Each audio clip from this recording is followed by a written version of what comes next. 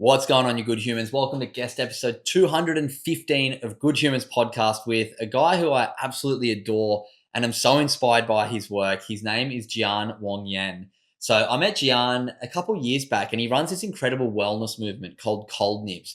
He was on a sort of group episode I had a year back with Ryan Hubbards from Cool to Be Conscious and also Jian. And we had a really cool a conversation about setting up our movements and all the work that we've been doing. But it was so cool to learn all about Jian's backstory. He has this incredible trip going to Europe and backpacking around the country. Has some really tough moments throughout his life as well, but there was just so many great lessons to learn in this one. So if you enjoyed the episode, make sure you share it with a friend. Tell all your mates about it because I know this episode has the power to really impact some people in a positive way. Also, my new book, The 1% Good Club, comes out on October 1st, a couple weeks away. You can find a pre-sale link in the show notes. It really goes a long way to help me getting this book into more people's minds because, I feel like it has the power to really change a lot of people. It's called The 1% Good Club, all about dedicating 1% of your day to your mental health. If you head over to thegoodhumanfactory.com, you can also find out all about the wellbeing workshops I run, the merch we do, and the community we have over there. A bunch of really cool stuff. Would love for you guys to go check it out. And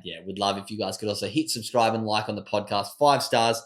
All of that stuff really helps us out. That's enough for me. Let's jump into the episode with Jian. Welcome to Good Humans podcast.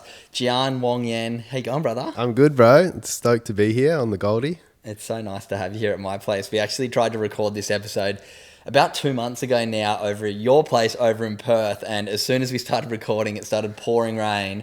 So here we are doing it again. You're over here on the East Coast, setting up some really exciting stuff that maybe you'll be able to mention later in this episode. Maybe not.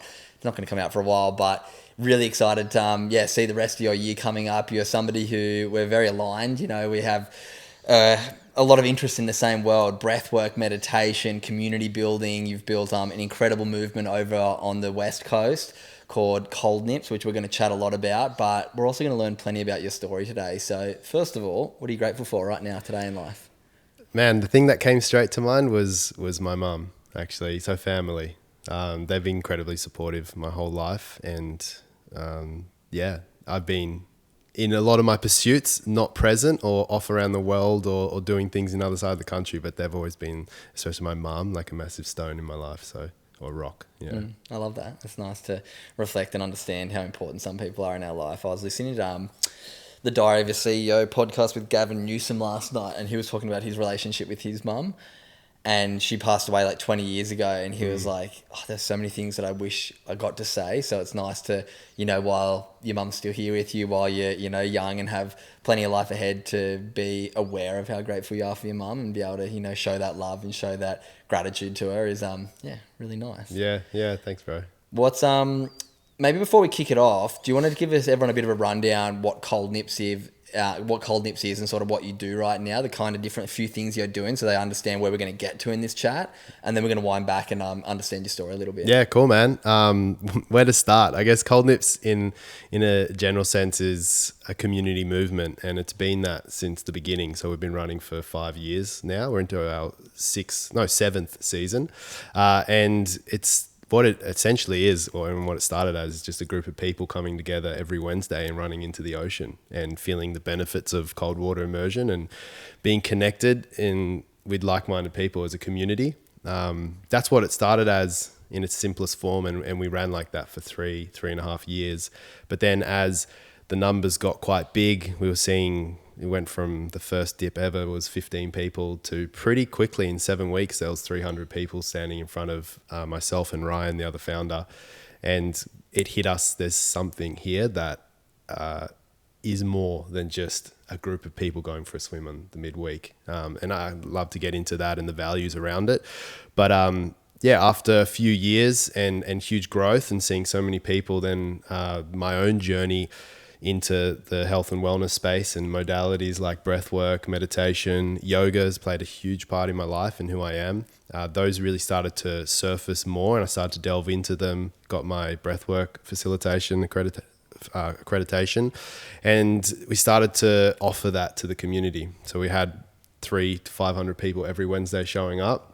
we started to offer breath work and ice bath sessions, rooftop yoga sessions, like sunset sessions, and we've done all kinds of crazy wellness things in the last 12 months predominantly.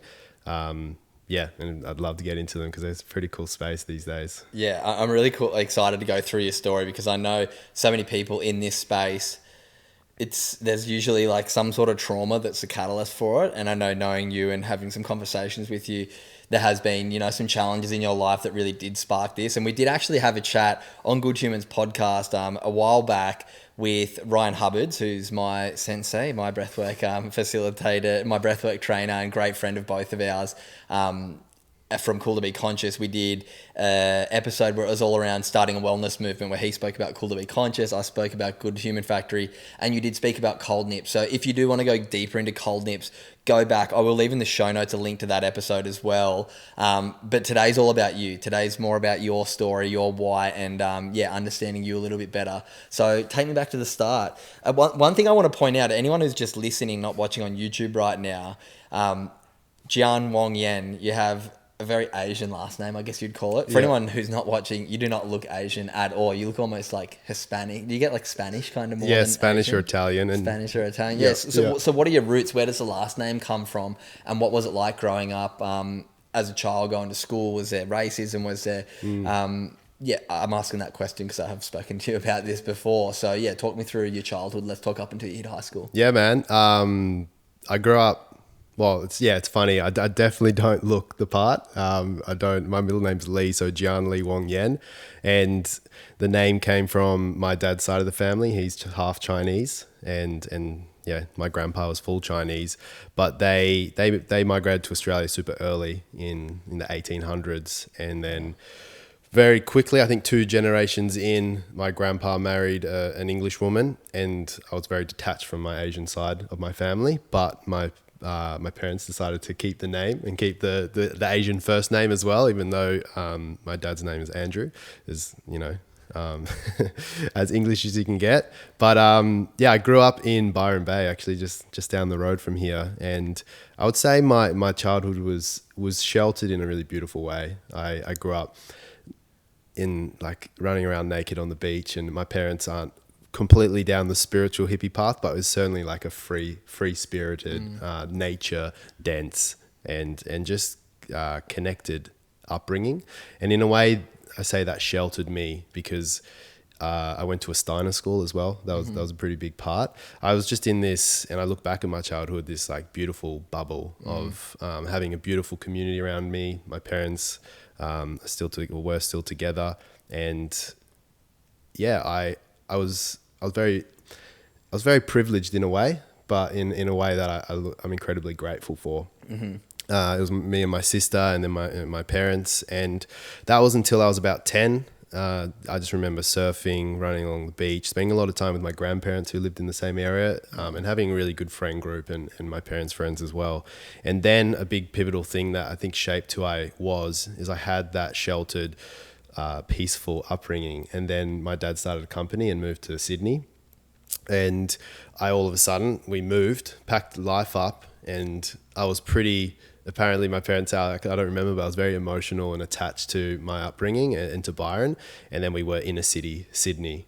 And I'm really grateful that my parents sent me to a more of a posh, nicer school in a nice area. So it was very multicultural, but that's when I started to experience, I guess, like forms of racism and separation. It was pretty light at that point, but I was still the kid with an Asian name that didn't look Asian at all. And I was very small and shy, and I was for most of my childhood life, actually.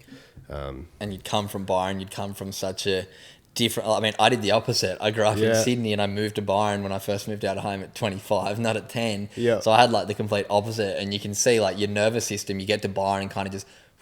settles down. Yep. You probably weren't aware too much of your nervous system at 10 years old, but upon reflection and in hindsight, do you feel like, your whole being really changed once you went to Sydney? Yeah, hugely, man. And it's funny because when I reflect now as to like who I am and what I'm doing and what my motivator is, Come back to your roots.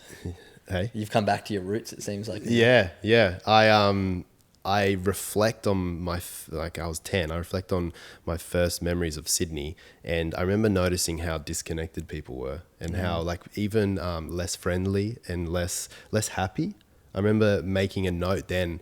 I guess I saw a bigger picture, and I started to reflect, and yeah, even at 10, and I was like, wow, there's a lot of people that aren't happy or struggling on the day-to-day doing, and that just came down to the difference of growing up in a place like Byron and then moving to a busy, bustling city like Sydney. Mm-hmm.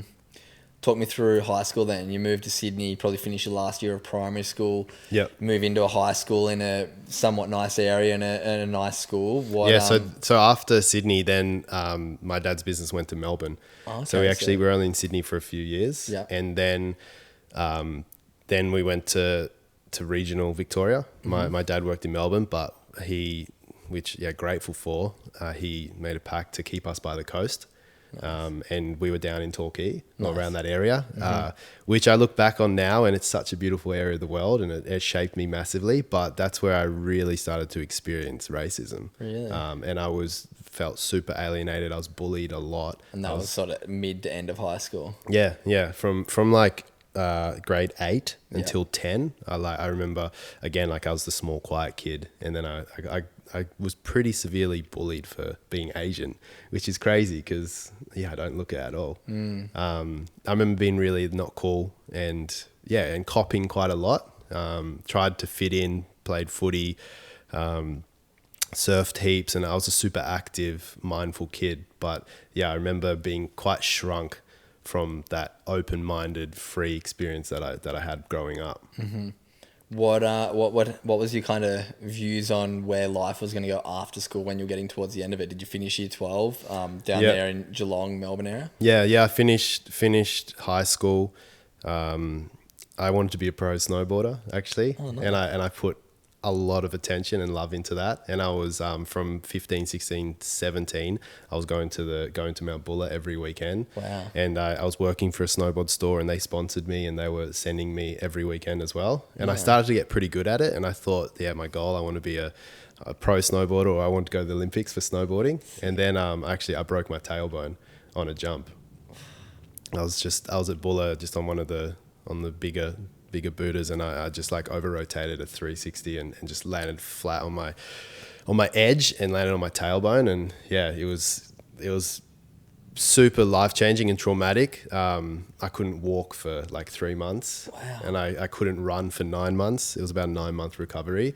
I stopped playing footy, and was that after school? No, I was 17, so I was like in grade 10. Wow. Again, the bullying continued, which because I used to have to take a cushion to school to sit on, a little round donut cushion, because I couldn't have my tailbone on the seat. But then from that, I feel like I went through a bit of a childhood identity crisis, and I was like, okay, I can't do the sport that I love.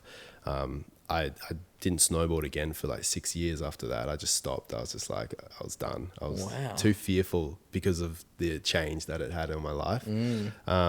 And then it's funny, from that moment, I really feel like I started to try and fit in more and be cooler or be liked a little bit more. I put a bit more focus on that. I started to. But at the same time, the whole time I was in Victoria, I didn't feel like I fit in there. I didn't, it was cold. I experienced the racism and the separation, the difference from Byron that I had grown up in. Yeah, that I always wanted to get away. Yeah. When I look at it. Yeah. So what happened when you finished school? What was the end of school like for you? I was really good at the subjects I liked, which was outdoor ed and English. And then other than that, I did terrible. So I wanted to be an architect, funny enough. And I just missed out on the scores by like a couple points on my ATAR. And so I was, my first girlfriend at the time, her dad was a roofer, and he introduced me to a builder. And he was like, well, why don't you be a carpenter? Like, that's almost an architect. So I think, you're building it, not drawing it. Yeah. And so me at the time, 18, I kind of got like pushed into this meeting. I was just like, yeah, I'll just go see what it's like. He offered me a job on the spot. And then the next Monday, I was rocking up as an apprentice carpenter. And funnily enough, I knew within 6 months, I'm like, this is not what I want to do in my life. I want to be creative. I've always had that feeling, going back to how I was in Sydney, of like seeing people struggle or suffer, if that I felt was somewhat unnecessary. Like why do these people need to do that? I always wanted to have an impact on that within my life, but I was still Didn't know the finding vehicle myself. yet. Yeah. How long did you stick at the building for? And that was in Melbourne. So yeah, talk me through that finishing school to like 21 chapter. Yeah, finished school. I entered like, I guess, your typical Partying young. over there. Yeah, I was going out every weekend, 3 days sometimes. I was drinking a lot of alcohol. I was seeking connections, just living, I guess, like your standard, I would say, like young adult life, working during the week, being a chippy, and I stuck it out. I finished my apprenticeship. Nice. But throughout it, I like got my PT certificate, and I started doing PT on the side, and that was my way of trying to fill that space of wanting to help people. And then I always had in the back of my mind this desire to travel, and I knew that was my main goal, was to see the world, experience it. And it was probably instilled too of like that, chasing the feeling of my upbringing and what life was like then. So I finished my apprenticeship. I'd saved up quite a lot of money. I actually almost bought a house at 21. The only reason I didn't was because I'd had the deposit, was because the banks wouldn't give me the loan, based on I hadn't finished. I was a third year apprentice. And then I had like a breakdown where I was just like, I've worked three years to save this money. And I've just been like head down being an apprentice with this one goal. And then I remember being super deflated and almost like a crisis. I was just like, nah, that's it. I bought a brand new car. I went on like a 15K Thailand trip and just stayed in a resort the whole time and just had this crisis where I was like, this isn't actually, at the end of it, I was like, this isn't how I actually want to live. I want to travel. I want to see the world, and I'm not doing anything for other people. Yeah. So when did you change? When did you go from, all right, I'm not going to be a chippy anymore? When did you leave that job, and what was the next step before you kind of got to where you're doing now? Yeah. So then after that crisis, I was like, okay, how do I actually want to travel? What do I want with my life? And travel kept coming up, of like, I want to see the world. I want to experience culture. I want to live in new places and meet cool people, interesting people in different cultures. So with the money that I had left, I sold my car. I put my head down for 6 months, saved a heap more money, and then I went and traveled the world for 3.5 years. 3.5 years. Talk me through that. Yeah. So what, from 22 to 25 approx? Yeah.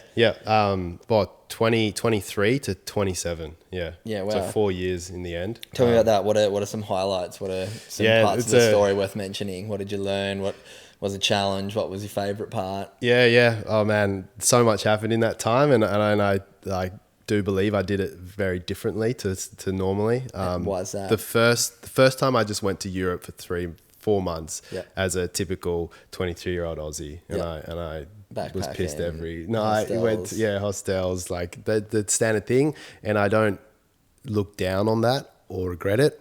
And I think most people should experience the world like that. But at the end of it, I was like, I saw more of nightclubs and inside four walls and actually getting to know cultures. And it just, again, it didn't align with how I actually wanted to see the world and connect with people. So I came home for a couple months. I would work super hard. I would just work nonstop, 2 jobs, save money. And then I went away again, and I had this crazy idea that I wanted to hitchhike Europe and live off 10 euros per day. And it was inspired by, have you seen the movie Into the Wild? Yeah, I have. Yeah, it's amazing. Yeah. I was inspired by that. It was one of my favorite movies growing up. So, and he hitchhiked around the States, North America. So I literally had a backpack, 55 kilo backpack, a laptop, a camera, and like a tent, a sleeping mat, no pillow. And I just took off with, I had more money, but I had $1,500 in euros in one card. And I was like, this is all the money I can spend. And I went for 5 months. And you did it? Yeah, did it. It averaged out to $10.80 for 5 months. A day. And I saw 22 countries. I have some crazy stories.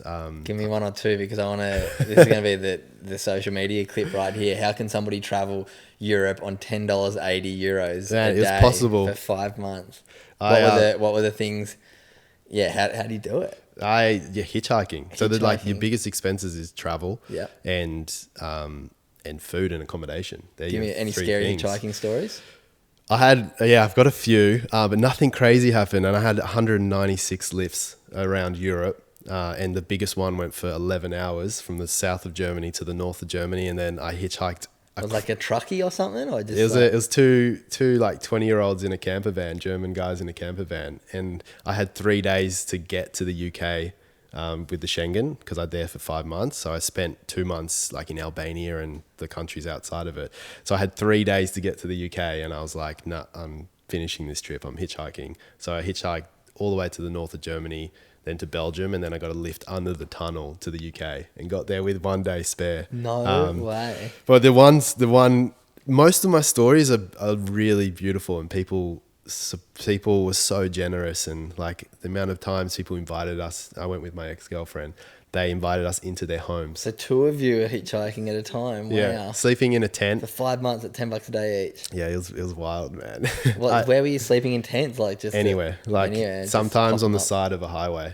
If we got dropped in the middle of nowhere, we would just walk into the bush and put our tent up, sleep with traffic like zooming past, get up first thing in the light, and then go hitchhike and continue on our way. But a lot of the times, people that picked us up, we'd tell them the story, and I treat it like a social experiment. I was like, I want to see what's possible. Like, can you even do this? Wow. And can I visit every country that I had on my map that I wanted to visit?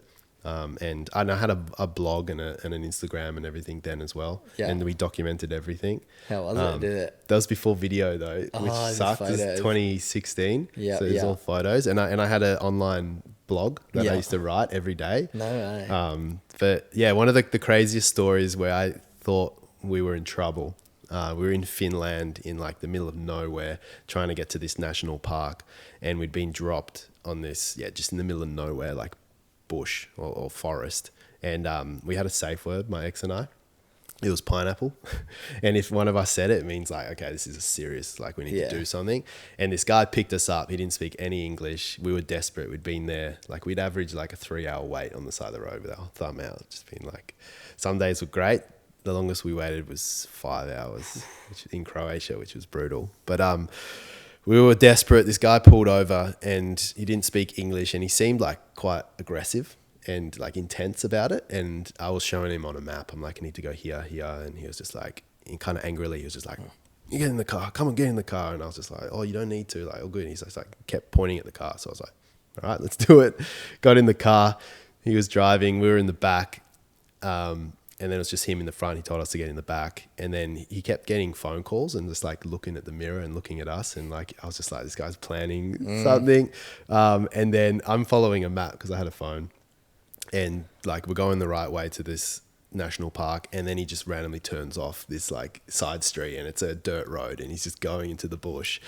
And I'm like, my ex and I are looking at each other and we're like, this is like not pineapple. Good. Yeah. And I kept showing him like, no, it's this way. And he's just like kept saying like, no. And then we keep going. We're getting further away from our destination. I'm about to say pineapple. And then he gets off this dirt road and we go to like this little town. And then he pulls over and just starts showing us like this tourist attraction. And he ended up being super nice, drove like 10K out of the way and like gave us some like muffins as well. Like, yeah, there's heaps of incidences like that. Really? Yeah, you just got to like have faith in it, hey? Yeah. I had a story similar to that. I was in China for a surf comp years ago, and we were like at this dodgy place, like off this island called Hainan or something.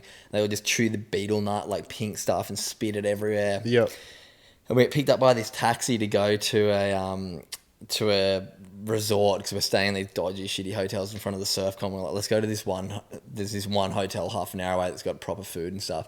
So we get in a taxi to go there, and we're same story as you. I was driving there. We know our maps, and then we like turn down this dirt road, and we're like, this doesn't look like the right way. And the guy pulls up to this like dodgy shack house. The guy walks out with like a wad of cash, and like gives it to the driver. The driver winds his window off, and we're like, did we just get sold? Like, are we about to like get guns to like get told to get out of the car. Yeah, and then he hectic. just backed out and drove and dropped us off. We're like, that was so weird. It was so like, we fully thought we got sold. It was like hectic. Yeah, man. Yeah.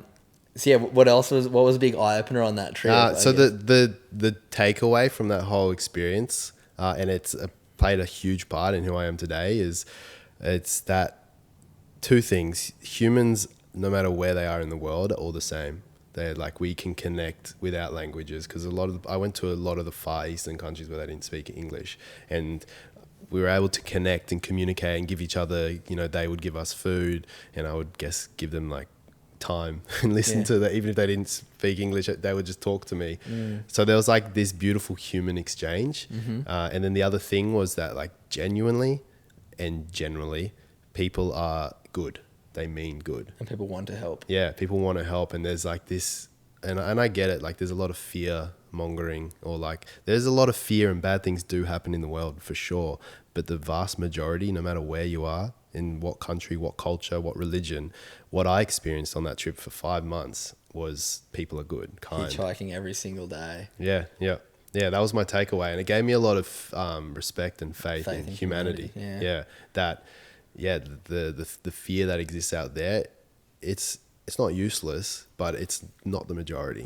Yeah, I love that. What advice would you have for someone in their early 20s who's like, I'm sick of this corporate life. I've got my trade. I want to go see the world. Like, what sort of advice would you have for them to do, I guess, a trip like yours, but just in general going to experience different cultures? Like, how important was that for you in your development in life? Yeah, massively, man. And I would say definitely don't have to do it as uncomfortable as I did it. I wanted to. It's funny because at the end of my first trip, where I did the standard route, I actually wrote in my journal, sometimes you have to reach a level of discomfort to feel satisfied. And I really didn't reach that on the first trip. And so for anyone who's thinking of it, I think the world is such a big, beautiful place, and I've visited a quarter of it in those 3 years. So I went to over 50 countries. Wow. And as we get into like what I'm doing now, those experiences I can reflect on and account for, like all the ideas and like the creativity to a T has come down from the experiences I've collected in my 20s, from traveling. So there's more to the world and it's not as safe or comfortable, but there's so much more to the world than just the standard route that people go down. So go do it. I love that.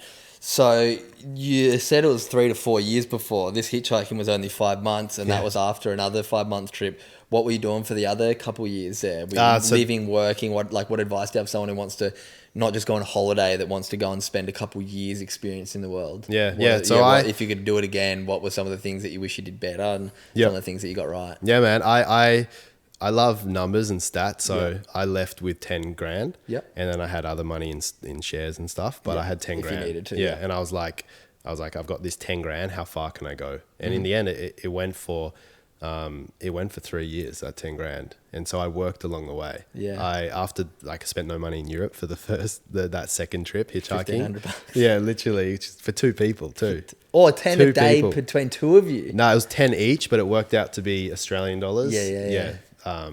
Wow. Yeah, it was crazy. It was 10 Australian dollars per day. Wow. Anyway, so then I moved to Canada and did a ski season. And I worked quite extensively. First time you got back on the snow? Yeah, that was the first time in 5 years I got back on a snowboard, and it was cool. I fell in love with it again, and I got to push my limits.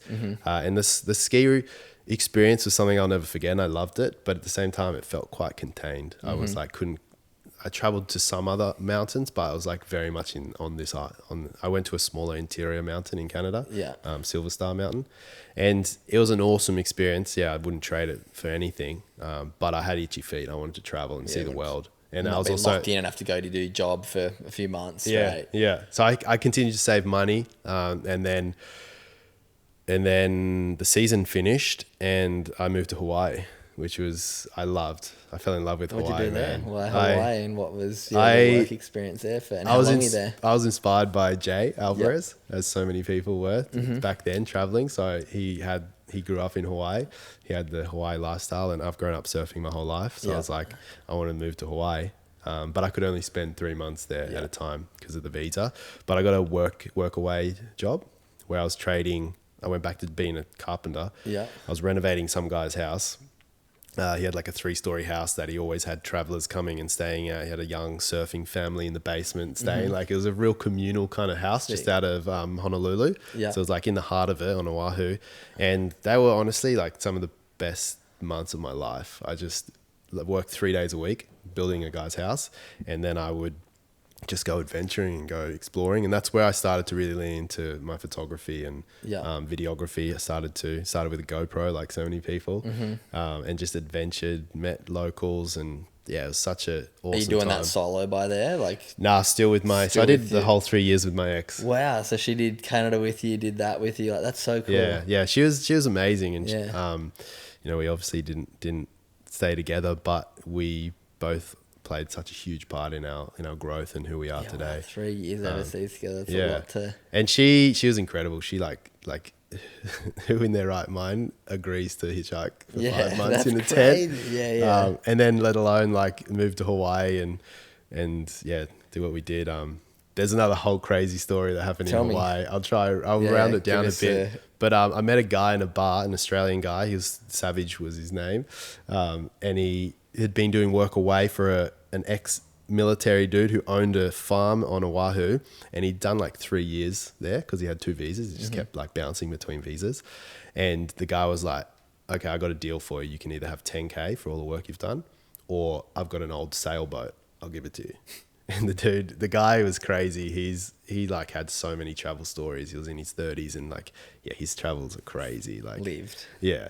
And he was like, well, this is him telling the story. He's like, of course I got the boat. He's like, I took the boat. It was broken. Like it sunk before and it didn't have a motor, but he was a mechanic. So I met him in the bar, and he was like, I got to meet him, and I saw an Australian. I was just like, hey bro, da da da. And he was just like, oh, I'm actually in a month, I'm sailing this boat back to Australia, and we're looking for 2 crew member, and we've got 3, and we need 2 more. And I was just like, had flights booked to Central America in a month. And I was just like, that sounds like the best adventure ever. So I said, yes, let's do it. Spent a month like learning how to sail. No one knew how to sail except for the military guy.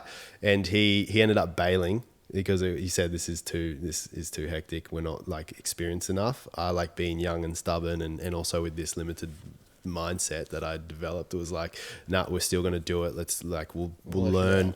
We'll fix the boat up. We're like fixing it up.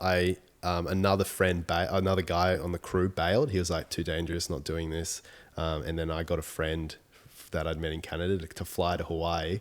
And then the day after he got there, we sailed from Oahu to Kauai as a practice run, and we almost died.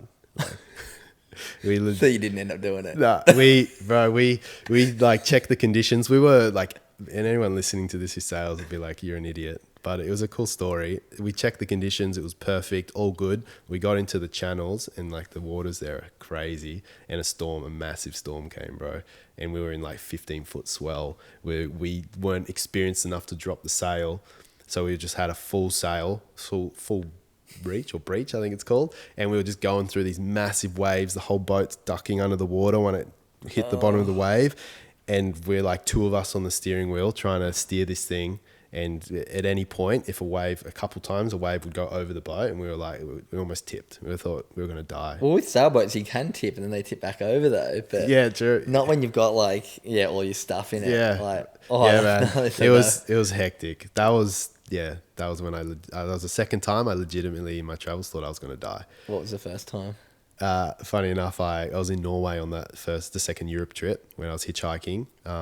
You know Kyle and Haley, the travel couple that live on the Kyle Goldie? Hunter. Yeah. I know Kyle. I went to the Whit Sundays with them. Yeah, true. Yeah. Anyway, I met them on a mountain in Norway when they started their travel influencing world, and they picked us up, and we traveled with them for 4 weeks. No way. In their van, and just camped beside their van. Anyway, the second day of meeting them, we camped up in Norway in the mountains, like 3 hours from anywhere, and I decided to swim out to a lake. So I swam across a lake to an island, and the water was just so cold that my body shut down. I got to the island, was like halfway to hypothermia. I reckon my body was shutting down. Couldn't get back. And then I stood on the edge of the island, and that was the moment that played a huge part of my life. I genuinely said to myself, because I was going into hypothermia, I said, right now is the moment that you could die, because there's no help. Help was 3 hours away. There was no reception. I was like, you're going to have to swim back, but you might not make it. And I genuinely, I thought I was going to die that day. Do you know much about breathwork back then? Nothing. All cold water. If you knew now, do you reckon you'd be able to handle it better with some good breathing techniques? For sure, yeah. I remember I was on the island like doing push-ups and trying to like run on the spot and warm my body up, but I was just going down. So I jumped in the water and I swam halfway freestyle, and then I like couldn't move my arms. I got another like couple meters and I couldn't even breaststroke. And then I apparently called out help. Kyle ran in the water, like fully clothed when I called out, I don't remember this, called out help. And he was like, he couldn't pull me, but he was like encouraging me. He's just like, come on, mate, you're almost there. And then I woke up half an hour later, like in a full ball, constricted, all blue. And they thought I was potentially going to like die because I'd gone unconscious.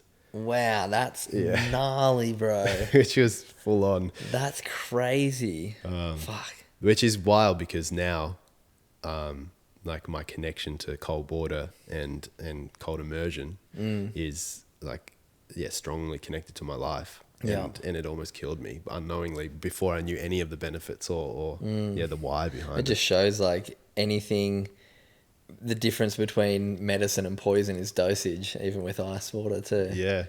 Heat, anything. It's like, something can be great, but if you have too much of it, it's like too much water can kill you. Yeah, fully, man. Yeah. But yeah, that probably, circling back to it, but that definitely gave me a sense of your life, your mortality. Short. Yeah, and like make the most of it. And it didn't really, if anything, if you ask my ex, like it kind of made me a bit more like daredevil, like going after life. It didn't hold me back. Anything, I was like, was it an ego thing to swim over there? Do you feel, looking back? Part ego and part just stupidity. Part just like a lot of my decisions are kind of the same. Bit of ego, bit of stupidity. Yeah, man. But yeah, it's crazy. So then after Hawaii, that whole boat experience, we were just like, no chance. Did you go to South America? We went to South America for 4 months, which was like just a classic traveling down the tourist route. But it was amazing, met awesome people and had a good adventure. And then we ran out of money. That 10K had done up plus what we'd earned and saved. So we went home, and my goal was that dream of like, I'm going to travel the world and be creative and get to fund it through like social media or photography. That was the goal. And in a solid way, I felt like I'd failed because I'd had 3 years of trying to achieve it and trying to grow a socials account, trying to get your blog pumping, and never quite cracked. Didn't quite get there. Like we got a fair following on our. We had it's called the Limitless Ones, and it was like to inspire people to chase live into that. It got to like 10K, and we like had a website, and it had traction. I was starting to get like free accommodation and offerings, but in a sense, I ran out of money, and I feel like that was at the very end of 2018, 2019 at the beginning. I feel like that's when my whole life changed, and I really directed it in a way that I live today, and I'm proud. Tell me what happened. What was that? What happened when you got home? How long until you and your partner separated? And what happened in 2019 that changed everything? So I was sitting with like for a few months that sense of failure. And with that, two really pivotal things happened in my life. And the first one was my grandfather died of old age, and he'd lived to 103. And he was a real source of inspiration, and he had an incredible life. He was born in like the Bahamas and traveled the world in the Navy, and he sat in a room with Gandhi in the British Indian Navy, and he was a commander, and like he was a real inspiration for me. And I was, other than my grandma, I was the first person there when he'd passed, and I had to carry his body like to the ambulance to get taken away. And that was a real moment where, again, like life's fragility and hit me. And then a week later, I got the news that my dad had terminal cancer, and that it'd come back. He'd had it earlier, but it gone away pretty quickly. And then, this time it was terminal.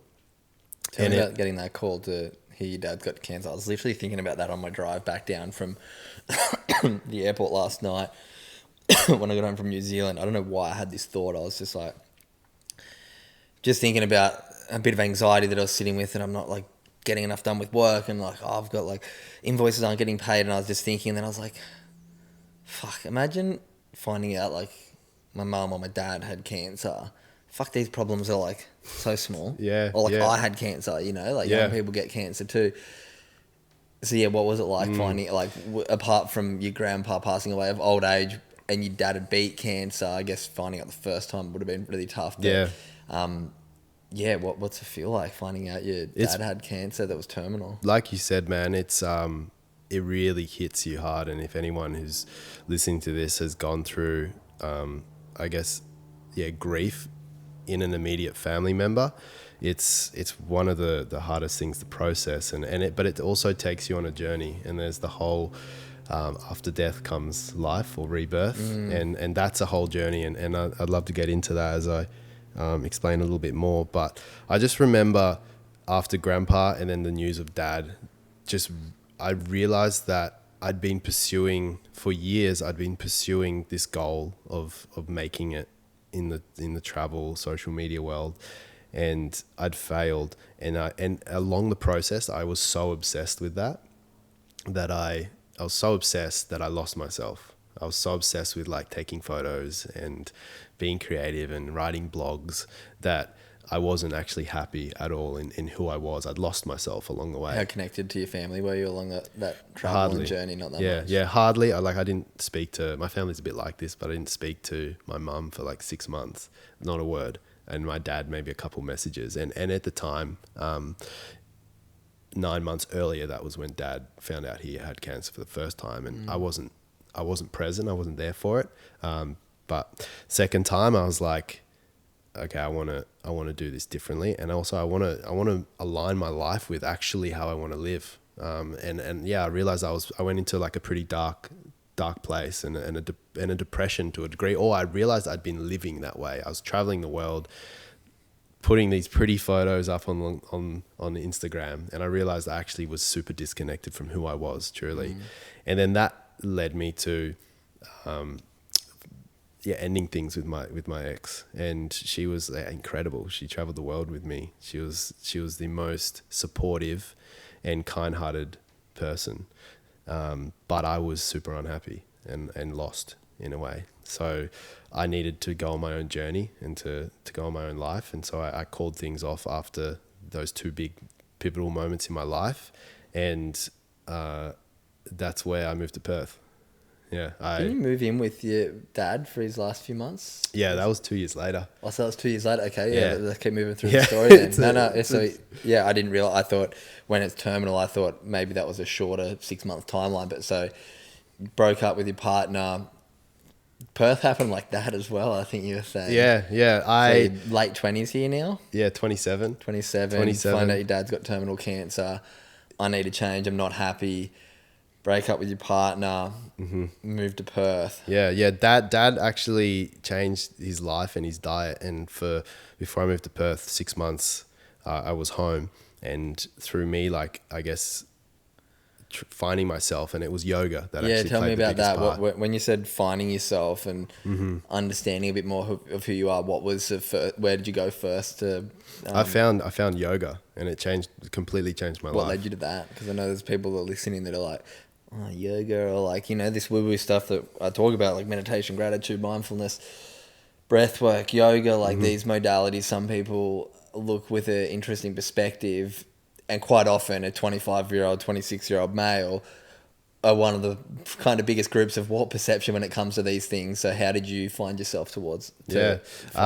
I'd always had it in the back of my mind because my mum practiced it a lot when I was a kid. So, and I'd done a little bit when I was like 21, but it was for a different purpose. I went to yoga then to like try and find girls. Yeah, and to just like have a workout. And I went to Bikram, and it was like a hard look workout. Around, you're trying to be strong. Yeah. Whereas this time, I went there because my mum somewhat encouraged me, but also, I just had this calling to like I was feeling lost. I wanted to find myself. Yeah. And yoga called out I looked up to a few people that in that space. And so I found a studio in Geelong that I loved, and I just went like every second day. I simplified my life. I went back to carpentry, which I said I'd never do again. I'd go travel the world and never go back to carpentry because I didn't want to do it. Yeah. But I did, and I just lived quite simply. I went to work, saved money. COVID ate times? Well. No, this was 2019. Just before. Just before. Yeah. And then just did yoga heaps, and I didn't know it then, but it was the breath work, connecting movement to breath. That element of yoga, and then the shavasana at the end where you just lay still, that actually allowed me to like get into that meditative state and start to reflect on my life. Okay, who am I? What do I actually want to achieve in my life? I've seen, 50 plus countries, but I got lost in the process because I wasn't giving myself the time that I needed. And so I started to understand who I was and what I wanted to do. And that came back to my like essence of when I was a kid, when I first moved to Sydney. Yeah, and it was that I'm suffering, I'm struggling, and I see a lot of people around me. Like I want to play a part and try and change that, because I think a lot of it is it's avoidable. It's avoidable. And I did yoga for 6 months, and then that's when I was like, Ryan, so the other co-founder of Cold Nips, I'd met him in Berlin in 2015, just random passing in a hostel. We spent like 24 hours together. We went out partying, but we always stayed in contact, and we connected because we wanted to live a different life. We didn't want to just like go down the same route, and we stayed in contact for those 4 years. And then I got to this point where I needed a change, and I didn't know what I wanted to do with my life. And he said, well, why don't you come to Perth? It's pretty cool over here. And he sold this story of like the West Coast is the best coast. It's got a heap of opportunity. It's not as busy as the East Coast. And I was just like, okay, let's go. So I packed up my van and I drove this tiny little van that I had across the whole country, and I had no plans, no idea what I was going to do. And I rocked up. We got a house together. Like the week I landed there, it was just him and I. He just bought a cafe, which was really cool. So he was building this cafe, and he'd never done anything like that before. He'd done FIFO his whole life. So he was learning the ropes of that. And I got a job in his cafe and then scooping ice cream at an ice cream shop. And that part-time, just paying the bills, I had a heap of freedom. That's when Cold Nips started. Yeah, let's talk about that. So you've moved to Perth.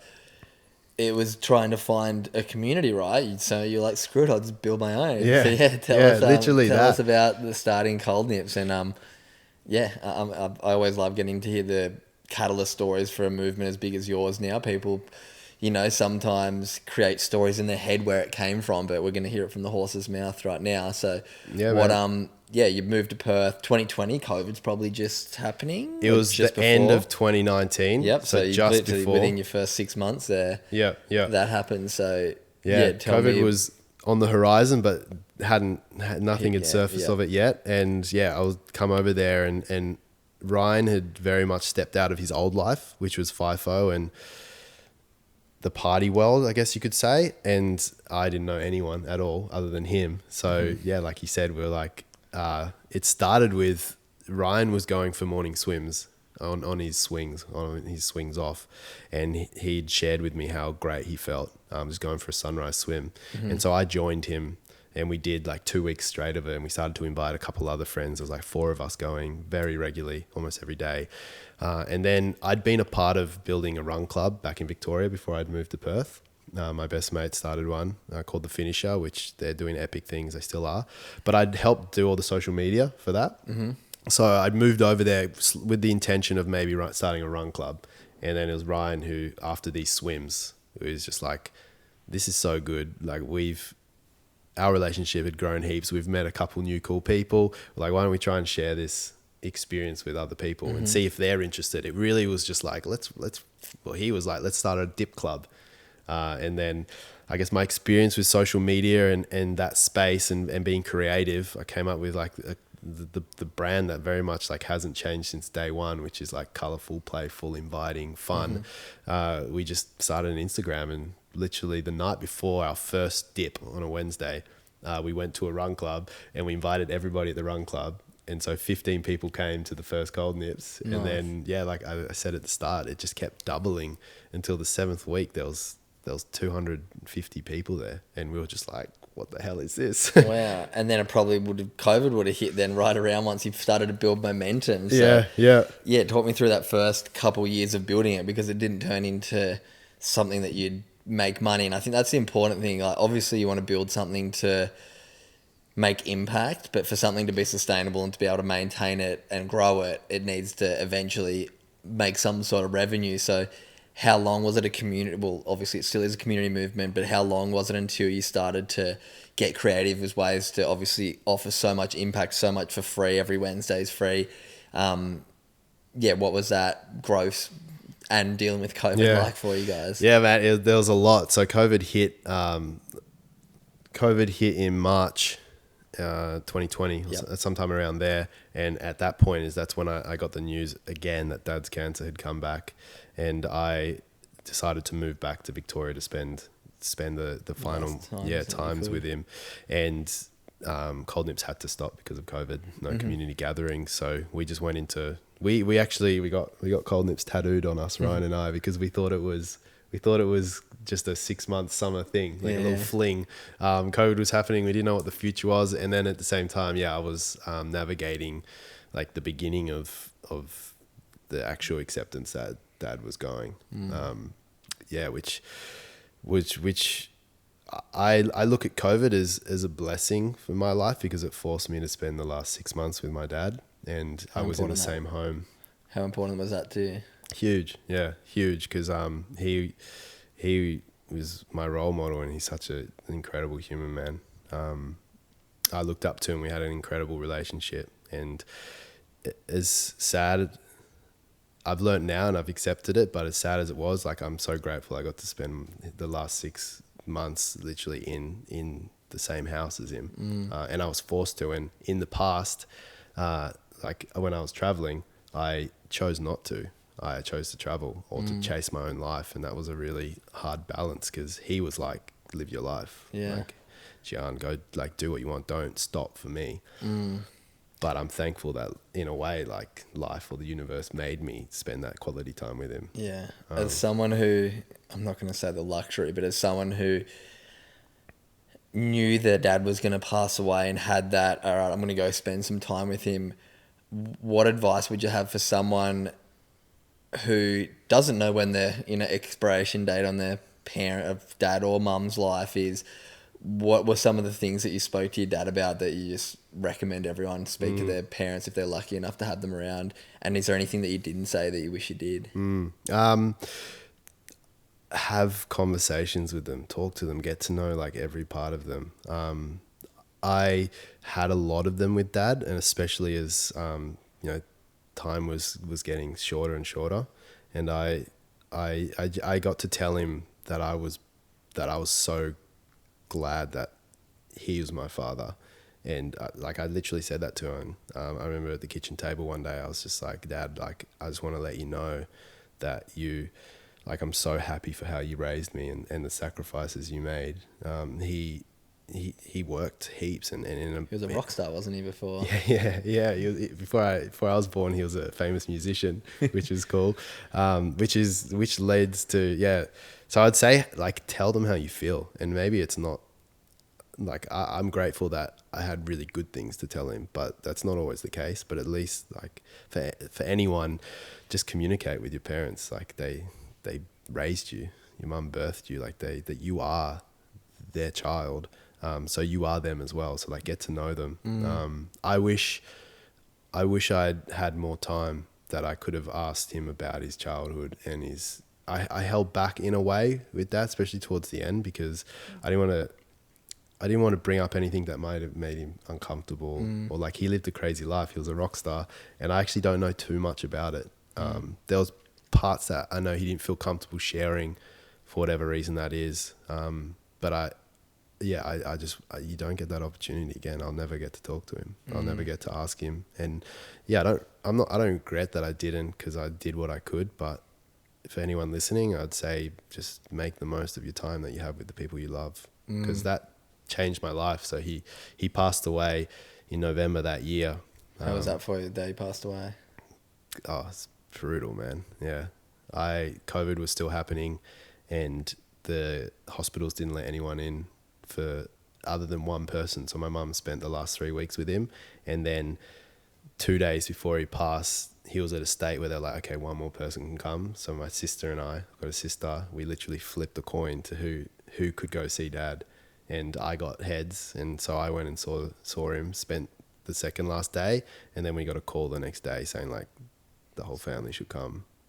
And yeah, man, I held his hand while he took his last breath, and it was by far the most devastating and saddest moment of my life. And yeah, it was the hardest thing was actually seeing the pain that my mum went through, and that still haunts me. Or like I still wake up to that side of seeing they loved each other deeply, you know, and it makes me upset now talking about it. They'd been separated though at the end, right? No, that was your parents were together the whole way. Yeah. I don't know why I thought your parents had been separated. Oh wow, so yeah. Yeah, I remember holding Dad's hand. I know that your dad had a partner before your mum though. Yeah. Is that right? That's where I had that in my mind. Yep. Yeah, like back in Perth in the 10 years before. Yeah, a long time before. But yeah, wow, seeing that must have been so hard for your mum. Yeah, it was brutal, and my life changed. It took me months to talk me through the grief. Took me months to. I was numb for months. I'd lost my grandfather the year before, and then my other grandpa died when I was young, so I never met him, or I never knew him. So man in your family. Yeah, all of a sudden I was the only male in the family, and I had my grandma was still alive. She still is. My sister, my mum, and me.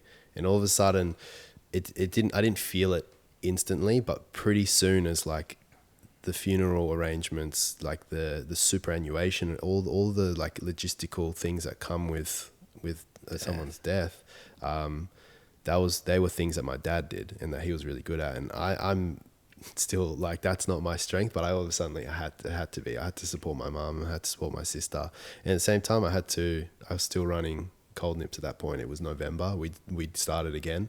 I remember that morning as he took his last breath, the hospital window was facing east, and it was the most insane sunrise ever, like was just going off in the background. And I remember looking out, and with Cold Nips being a sunrise swim community, the amount of sunrises I've witnessed, I remember just I connected seeing a sunrise to him. Like that was the last moment I shared with him. So now every time I see a sunrise, I say a little thank you to him and hey Dad.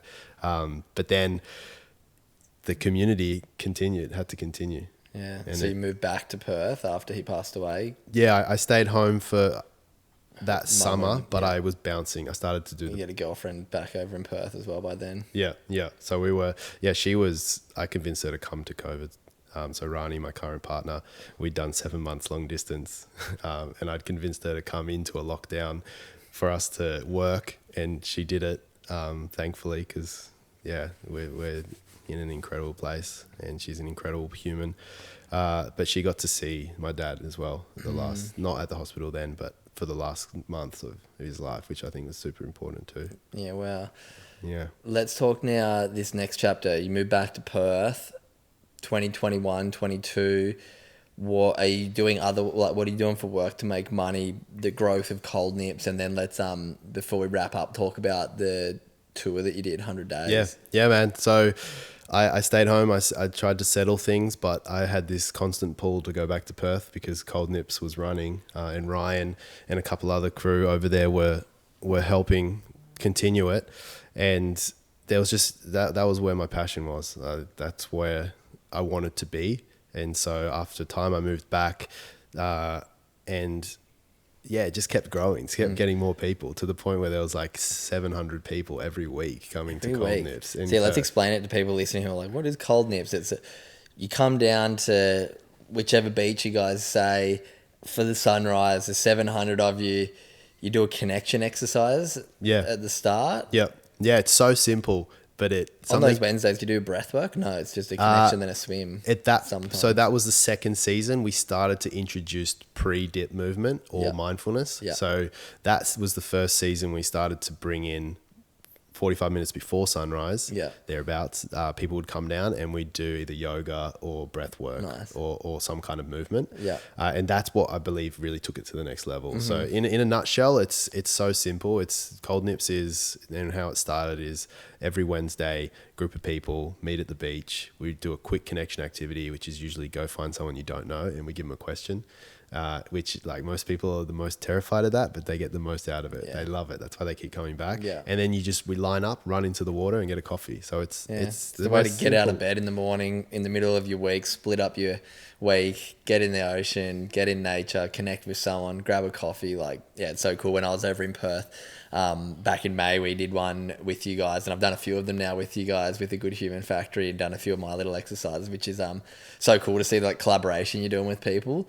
Talk me about the 100-day tour, because that was something that I got involved in. You did the Gold Coast, and you've got Cold Nips in different places around the country as well, right? Yeah, we've been set up on the Gold Coast for 2 years, in Sydney, and then Perth. We've got 4 regional dips as well. But last year I came up with this crazy idea.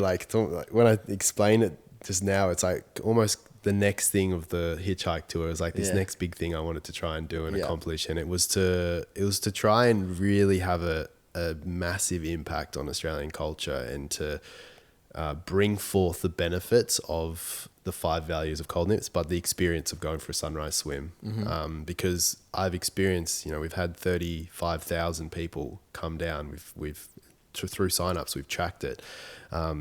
And that growth of seeing it go from little to massive, there's something here that people can benefit from, and it can improve their well-being and mental health massively. I'd seen it. So the 100-day tour was 100 days non-stop, a different beach every single day. We started in Cairns and we ended in Perth, and we drove 15,000 kilometers non-stop running just one of our sunrise swims. And raising money for mental health. Yeah. Was inspired by Brockman a little bit of massively. Yeah. I caught up with Ned last week actually. Yeah. He was a big inspo. We tried to get him down, but he didn't get back to us. But he's a busy man. Yeah. But that was so the hitchhiking trip was exhausting, but on a personal level, this was a huge endeavor. Just the logistics of having to run 100 events straight. Promote one every day. Yeah, the constant promotion. There. We wanted to get 100,000 people involved and raise $1 million. We didn't get close to that. We raised 100,000, which is that's very commendable. $100,000 is a lot of money to raise for a mental health organisation. Yeah, which we're stoked for. And we had 6,500 people get involved, which so cool. Again, we did this in winter, so some of the mornings were 3 degrees in Victoria, and we were down there with 5 jumpers on, standing in front of sometimes 100 people, sometimes 5, or even we had a couple 0 dips with 2 0 dips. But it was another thing that just taught me how simple modalities or the values of connection and discomfort, chasing a bit of discomfort, and then being out in nature to start your day. These things are so easy, accessible, especially we're lucky in Australia, and they can really support our life.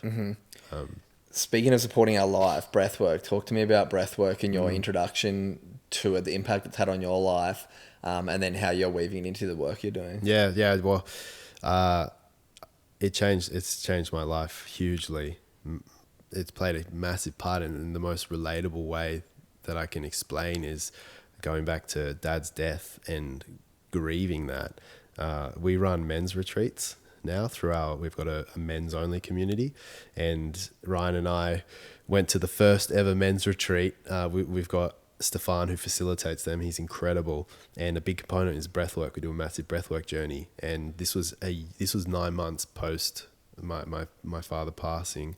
I thought I was okay. I thought I'd processed it. I was fine. I'd do this big breathwork journey, and I absolutely break down, tears, sobbing in front of 16 men in a circle, and I'm somewhat meant to be the guy that's helping lead this space, and I had to let go I guess like that elements of ego, like I've got it all together, I'm good. Like I didn't. I was deeply like struggling. Pushed it down. Yeah, I lost my two greatest male role models and heroes in my life, and it was brutal. It's like, yeah, I was okay,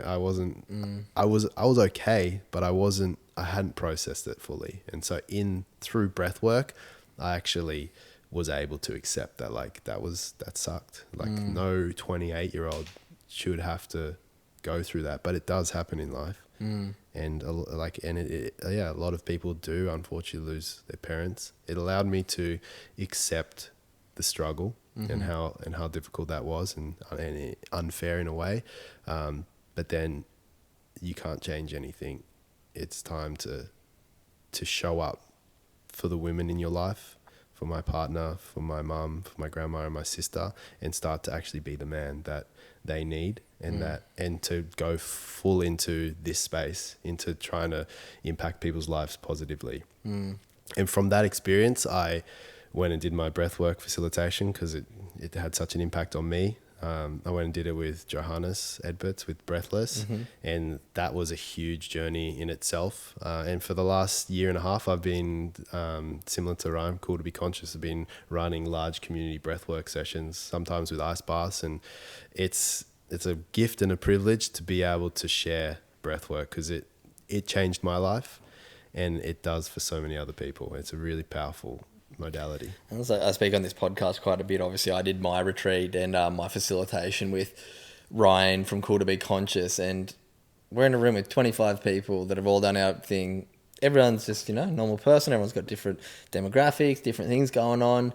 And I feel like, once again, just like you, I feel like I hadn't lost my dad. I hadn't gone through maybe the trauma that you'd gone through, but it had some things, but I felt like I was in a pretty good spot. But I bawled my eyes out. I had like raging scream fits. I, clenched up, and every single one of us did. So what I see with that is we all push stuff down. Doesn't matter how much you feel like you've got it sorted. Doesn't matter how much you smile all day, every day. We all have had a moment, whether it's in our childhood, whether it's in our teen years, where a teacher told us something and we're embarrassed. So instead of having a cry, we just pushed it down and we got angry.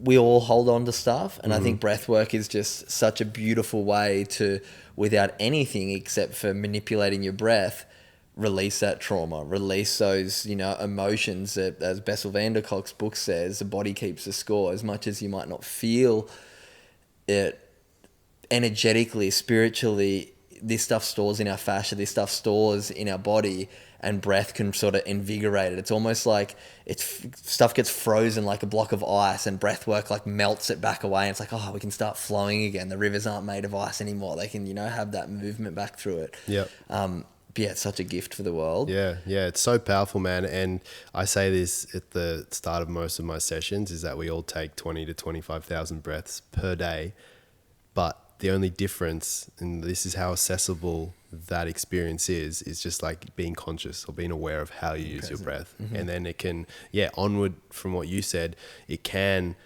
unlock or help process difficult traumas or things you've gone through in your life. But once you also like get to that point of processing and you've gone through it, it can align your life. It can empower you in the right path. And full circle, well, in this conversation, when I was on the Goldie, I went down to Ryan's stillness sessions, and I was doing breath work. This was just before I'd gone and got my accreditation. And I told him today that I went to like 6 in a row. Those sessions, I'd processed my trauma in my life, the things that were difficult, but they empowered me forwards and made me really certain that, one, cold nips and this community space is what I'm supposed to be doing in my life, but also that breath work is something that I want to do. So it can help you process, but it can also be a motivator and a great makes you understand who you are and what you want. I love that, man. But dude, this has been such a fun chat. I guess lastly, what else is going on in your life right now? I know you're like the ultimate entrepreneur at the moment. You've got so many bloody things going on. I don't know how much you can say about one thing that obviously I know about. But yeah, what else you got going on that you can share with people that they can get involved in? Man. In a quick recap, I'd love to drop and announce the thing that we've been working on. I don't know when this podcast will be coming out, but I can edit it out probably like 2 months away. yeah, that'll be perfect. You reckon? Yeah. All right. You can tell us what it is then. And if not, I'll hold this until it's out. Yeah, no. Until you announce it, I'll put this out after you've announced it. Yeah, no, I'm keen to share about it. But yeah, recently, the last 12 months, so Cold Nips is running regularly every week still, and offering like awesome, unique, different wellness events. Yeah, doing sauna events and all Yeah, this cool and stuff. like boiler room yoga that goes into like big dance parties and yeah, just I really focused on doing different kind of wellness connections. Yeah. And then part of that which has emerged has been Dawn Break, which is sunrise silent discos. Yeah. At 4, usually they start at 4:30 a.m. in the morning, an hour before sunrise, and I've had the privilege of touring that earlier in April this year, and it's gone crazy, which has been so cool to see that, you know, we had 4,500 people on that tour choose to get up at like 4 a.m, be on a beach, put some headphones on and just like dance their heart out and have the most fun and forget about the time or any like or that you need alcohol or drugs to have fun. It's like let all that go, and it's been such a cool experience. So that's been one thing, and then along with that, in the next big project that's coming up, which I'm super excited for, and something that I'm working with Ryan on now. From Cool to Be Conscious. Yeah, and 2 other partners in the space, which they've got decades of experience and they're good at what they do. That kind of opens up the new game. Is we're going to run Australia's first wellness-based music festival.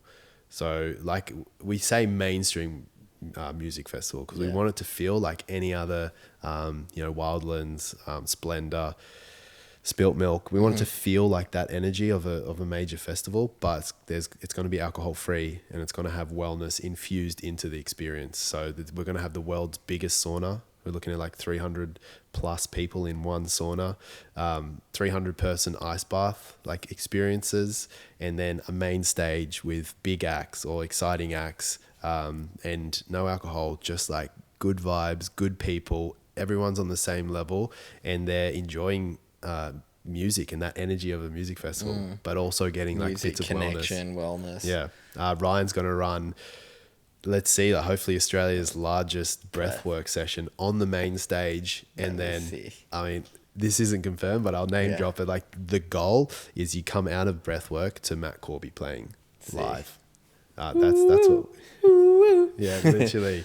And that'll be insane because I've experimented over in Perth with Cold Nips doing live music and breathwork. Yeah. And getting people actually playing instruments as you're breathing through we had 400 people there together. Yeah. And it's an awesome experience. You feel the energy, huh? Have you got a name for it yet? Yeah, so New Ways Festival. New Ways. Yeah, because we believe it's going to be the new way in which festivals exist because they're dropping like hotcakes left, right and center, right? Yeah. They're not selling. And Ryan and I collectively had this idea, separately, and then we came together, and actually when we met up 2 years ago, or a year and a half ago, we came with the same idea of like, imagine a festival that embodies the experience that we've both been running in community spaces away from alcohol. That he's had 3,000 people on the beach in Bondi doing breathwork and ice baths, and Dawn Breaks had 1,700 people doing a silent disco at 4 a.m. in the morning. Like there's a space for this. People are craving it. Yeah.